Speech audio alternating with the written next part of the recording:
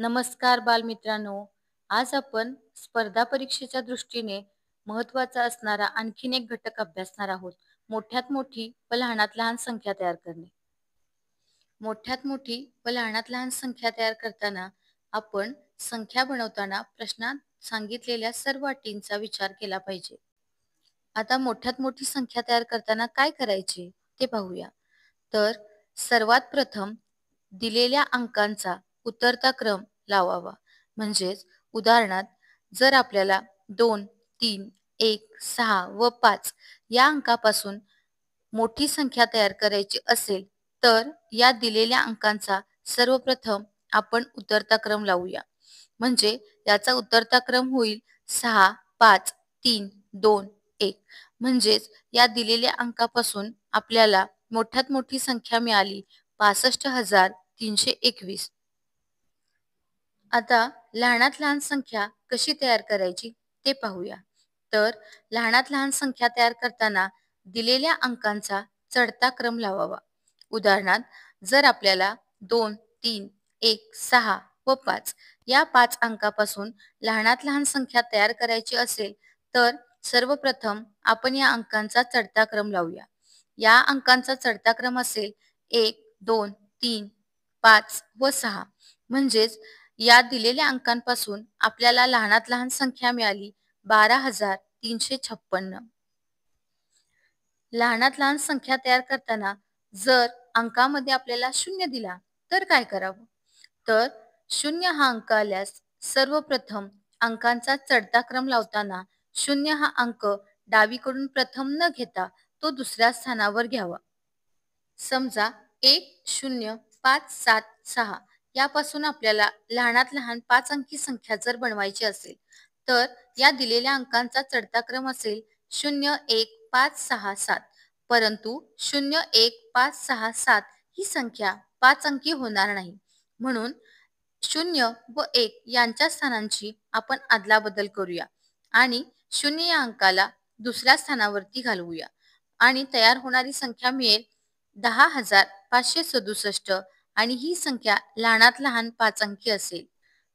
आता कमी अंक दिले असता मोठी व लहान संख्या कशी तयार करायची? तर मोठी संख्या तयार करताना मोठ्या अंकाची प्रथम पुनरावृत्ती करावी व लहान संख्या तयार करताना लहान अंकांची प्रथम पुनरावृत्ती करावी. आता यासाठी आपण 2 उदाहरणं समजावून घेऊया.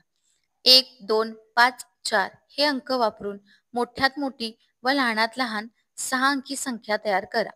आता आपण इथे पाहिले तर आपल्या असे लक्षात येईल की दिलेले अंक आहेत 4 आणि आपल्याला संख्या बनवायची आहे 6 अंकी.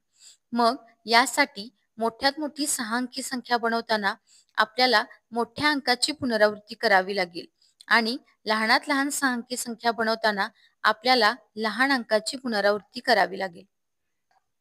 4 अंकापासून 6 अंकी मोठ्यात मोठी संख्या तयार करताना आपल्याला मोठा अंक इथे 3 वेळा घ्यावा लागेल. म्हणजेच आपल्याला मिळणारी संख्या असेल 5,55,421 आणि लहानात लहान 6 अंकी संख्या तयार करताना आपल्याला लहान अंक 3 वेळा घ्यावा लागेल. त्यामुळे इथे बनणारी संख्या असेल 1,11,245. आता आपण परीक्षेच्या संदर्भाने येणारी काही महत्त्वाची उदाहरणे अभ्यासूया. पहिले उदाहरण 460,327 यापैकी प्रत्येक अंक एकदाच वापरून लहानात लहान 6 अंकी संख्या बनवा. आता आपण इथे पाहिले असता लहानात लहान संख्या बनवताना अंकांचा आपण चढता क्रम लावूया. पण वरील उदाहरणामध्ये 0 हा अंक दिला आहे. जर 0 हा अंक प्रथम घेतला तर ती संख्या 6 अंकी होणार नाही. म्हणून 0 नंतरचा मोठा अंक 2 आणि 0 यांच्या स्थानांची अदलाबदल आपल्याला करावी लागेल आणि आपल्याला तयार झालेली संख्या मिळेल 2,03,467. आता पुढील प्रश्न पहा. 4 ते 9 या क्रमिक अंकांचा प्रत्येकी एकदाच वापर करून तयार होणारी 6 अंकी मोठ्यात मोठी विषम संख्या कोणती?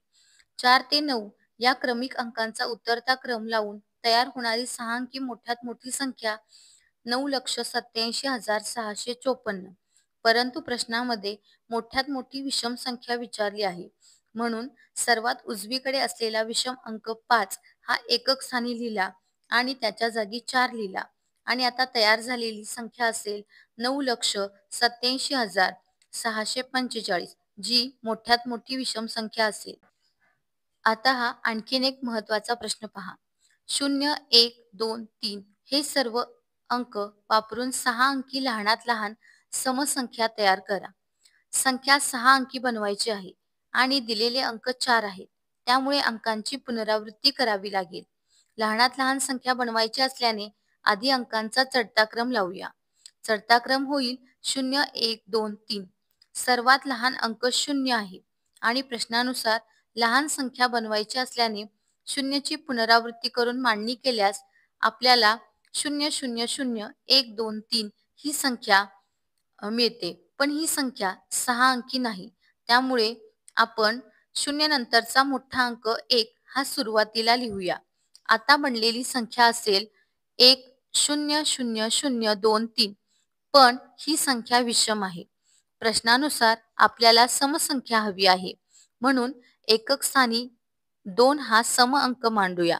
आता सर्व अटी पूर्ण करणारी संख्या म्हणजे 1,32,000, जी दिलेल्या अंकापासून बनणारी लहानात लहान 6 अंकी समसंख्या आहे.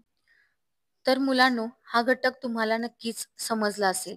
व्हिडिओ आवडल्यास लाईक करा आणि हा व्हिडिओ तुमच्या जास्तीत जास्त मित्रांपर्यंत शेअर करा आणि चॅनलला सबस्क्राईब करा. Thank you.